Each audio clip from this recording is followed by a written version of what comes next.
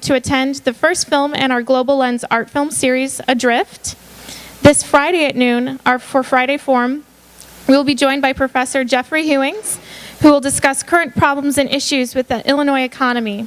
Major talking points include employment and infrastructure that challenge Illinois' economic recovery as part of our series theme, De-Reconstructing the American Dream. Next Monday, we will begin our first reading discussion series entitled Faith and Food Justice with Brian Sauter of Faith and Place. The discussion takes place at 7 p.m. in the chapel on the second floor of the University Y building. And next Tuesday at noon, we will have Suhail Barrow representing the Student Sustainability Committee, and he will discuss student efforts towards building a sustainable campus. You are welcomed and hope able to attend these upcoming events. Know Your University presents topics of interest to the university community. The goal of the program is to provide access to information, perspective, and interaction in an open forum. Speakers and participants represent a broad array of people from the university and larger community. Know Your University is co-sponsored by the University YMCA and the Office of the Chancellor. We thank the Chancellor's Office for their consistent support. Sign language interpreters are available for any speaker in the series if the YMCA is contacted before 3 p.m. on the Wednesday prior to the Tuesday lecture. If you have any questions, contact the front desk at 337-1500. After the speaker's presentation, we will begin our question and answer period using the remote microphone to field questions. Please wait to ask your questions until you have been given the microphone because we are recording the talk. If you need to leave during the presentation, please feel free to discreetly slip out. If you would like to order an audio and/or visual copy of today's talk, please call the Y front desk. Mike Doyle, our Executive Director, will now introduce our guest speaker. Thank you, Amanda. Welcome, everyone. It's good to see a good crowd here today. Robert A. Easter is Chancellor and Interim Provost at the University of Illinois at Urbana-Champaign and Professor of Animal Sciences and Nutritional Sciences. Prior to his appointment as Interim Provost, Dr. Easter served as Dean of the College of ACES from 2002 to 2009. He has served as head of the Department of Animal Sciences from 1996 to 2001 and has been on the Animal Sciences faculty since 1976. In 2007, he was appointed as Chair of the Board of International Food and Agricultural Development. He is a member of the American Society of Animal Science, the British Society of Animal Science, the Council for Agricultural Science and Technology, and the Illinois Council for Food and Agricultural Research.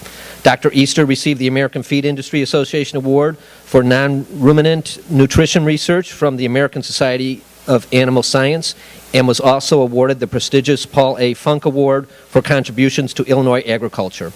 19 students earned their doctoral degrees under his direction. In his present role, Dr. Easter is the Chief Budgetary Officer for the campus. He oversees all financial programs, policies, and priorities that have been designed to ensure a memorable educational experience for students. The campus has a budget of $1.5 billion with over $400 million in research expenditures. The University of Illinois at Urbana-Champaign is embarking on a $1.5 billion capital campaign, which is expected to be completed by 2011. Please join me in welcoming Dr. Robert Easter.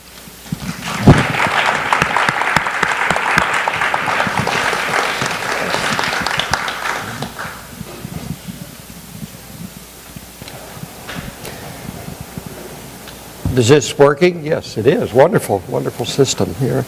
Well, thanks. I very much appreciate the opportunity to be here today. And as I came in, I couldn't help but reflect on some other times that I've been in this building and some individuals that I've known during my career who have been very much involved with the YMCA.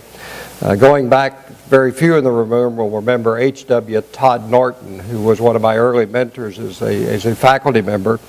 And Todd, unfortunately, had a heart attack in the food line, and that was the end of his life, sadly. But I couldn't think, but Todd he never missed a Friday forum, and I can't imagine that he would have wanted to have been anywhere else. And so I don't know why, but every time I come into this building, I have a moment of reflection on Dr. Norton and the role that he had on me as a very young investigator. I find myself in an unexpected role on this campus. I didn't aspire to be the interim chancellor and provost, and one day I found myself in sitting in that desk. And I take no particular joy in the circumstances that led to me being there. I worked very closely with Dr. Herman for a number of years and very much appreciated the intellect and leadership that he had provided during his tenure, and reflect on that as well from time to time. Several people here in the room have contributed substantially to my education over the years. I miss Bob Spitzy, who I thought might be here, Darrell Miller, a former colleague from the college, and Marlo Thorne sitting with him. Marlo, just a few days ago, and I'll reflect upon this, I wrote to you an email and asked if you could gather up signatures or letters from people who were part of the Pantnagar group. 50 years ago, this university worked more than 50 years to establish an agricultural university in India that was part of the Green Revolution. And it is passing now into memories, in fading memories. But I'll be in Pantnagar in eastern India next week to celebrate their 50th anniversary. G.B. Pant University contributed very substantially to the Green Revolution. India is now a food exporting country. And I take a great deal of pride, and I think we should as a campus, in our role in preparing that campus and also contributing to the development of the faculty that made their success possible. The last time I was in this room speaking, I'd just recently been made Dean of ACES, and my conversation that day was about the land-grant university.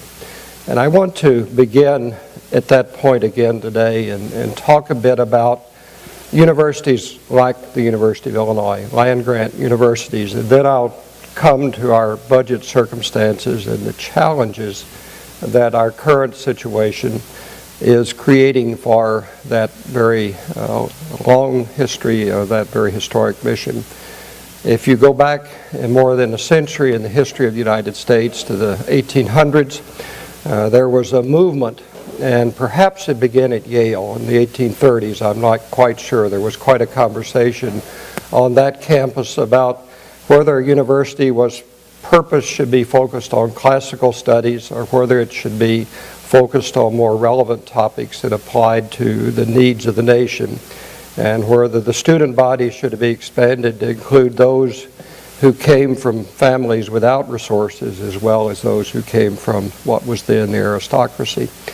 And that debate continued, and it found fertile ground in the Midwestern United States. And there are individuals, and one whose name is immortalized here on this campus